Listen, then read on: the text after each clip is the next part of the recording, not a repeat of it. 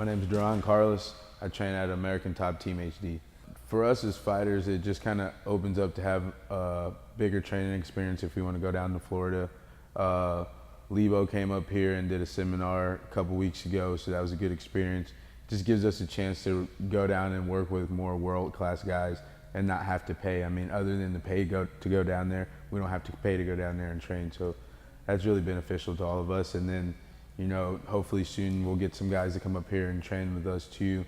You don't really think about it like when you're, I guess, you know, when you're like, I'm going to turn pro from amateur, but I mean, the biggest transition, dude, is the time. Like, you got an extra 2 minutes per round. I think that would be the biggest adjustment at first, and then obviously the level of competition steps up. The guys have a lot more experience. I mean, because once, you know, when you turn pro, you don't really, your amateur record doesn't matter, but it doesn't take away your experience. I've only had altogether 11 fights, you know, and you could very easily be fighting somebody who's got 20 plus fights if they include their amateur career. The level of guys that you're fighting, the experience they have, the speed, guys' cardio, the strength. Because a lot of these amateur shows, you get a lot of guys who won't cut very much weight, you know, and who don't really do a lot of strength and conditioning. You know, all they do is fight train. There's nothing wrong with that.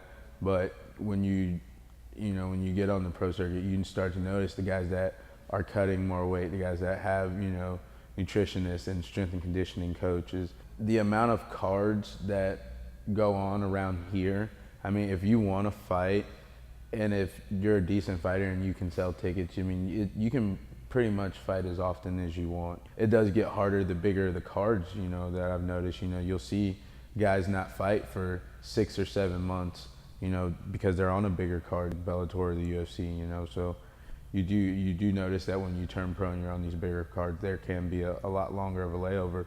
But at the same time, you could be fighting back to back like Robbie Lawler. You know, he fought 3 times in like 6 months, you know. So it really is just depend on if you're hot and if you're who the fans want to see fight. The good thing about being here at this gym, you as a pro, you're gonna get the same training as the amateur. Like, Jason and Elsie are gonna ride you regardless if you're amateur or pro. I mean, so they're gonna get the best out of you regardless.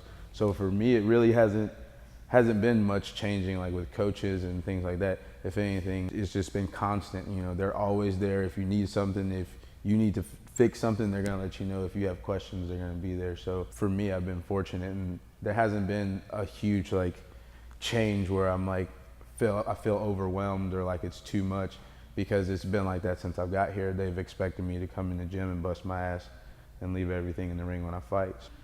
It's rare that you find guys that are at their skill level and have been fighting as long as they've been fighting that, you know, are still willing to bring guys up and spend the time with them to make sure that we're getting better, you know, especially with them being, you know, in the peak of their careers. I think it's awesome, and it's a humbling experience to have coaches that aren't douches that talk a bunch of shit like on camera and stuff like that. You know, it's a real humble feeling here at the gym and being around those guys. So it's been a real positive thing for me. I mean, I don't have any complaints.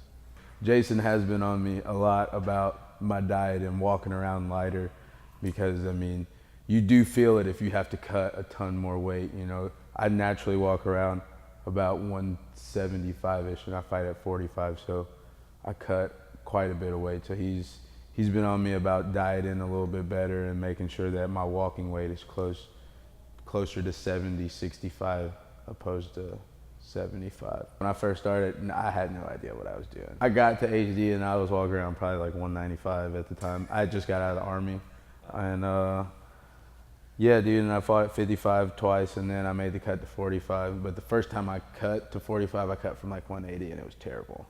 My very first cut was horrible because I ate Chinese food the day before weigh-ins, and then I woke up in the morning and had like 12 pounds of cut. So that wasn't good. Jason is only finding out about this right now. So I'm Deron Carlis, and I'm the future of MMA.